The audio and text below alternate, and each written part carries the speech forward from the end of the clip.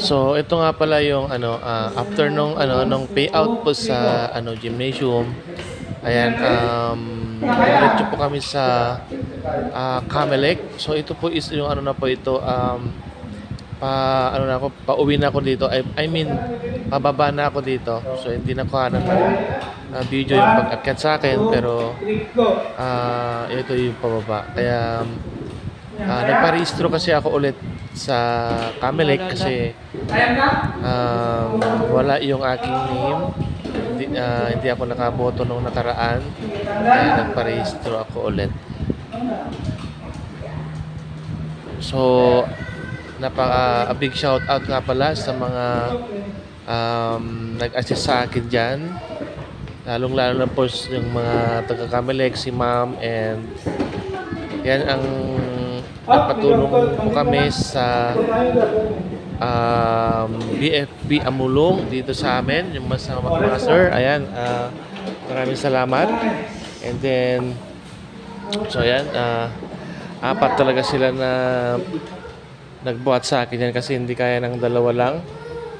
So grabe yung yung sacrifice din nila dyan, kaya ako'y saludo po mga sir. Ayan, so talaga yung pawis po nila dyan. So yan, nagpahinga muna saglit.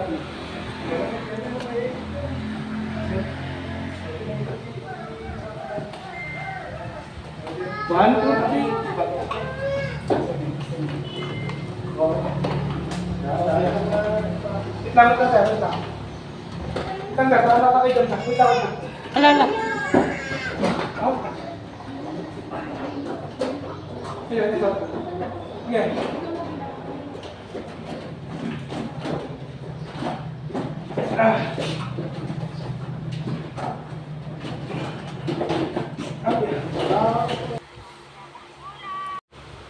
So yan po sila ma'am, yan sila sir, yan salamat po yung taga BFP and mga taga Camelec, yan nag-assist sa akin, maraming salamat.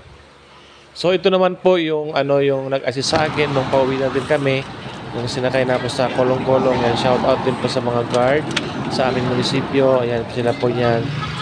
Isasakay na din na po sa kolong-kolong ng kapitbahay namin.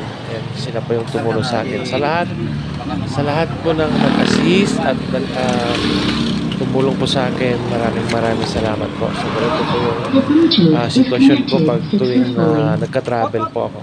So medyo mahirap pero ganoon po talaga. So thank you so much po sa panonood. God bless po.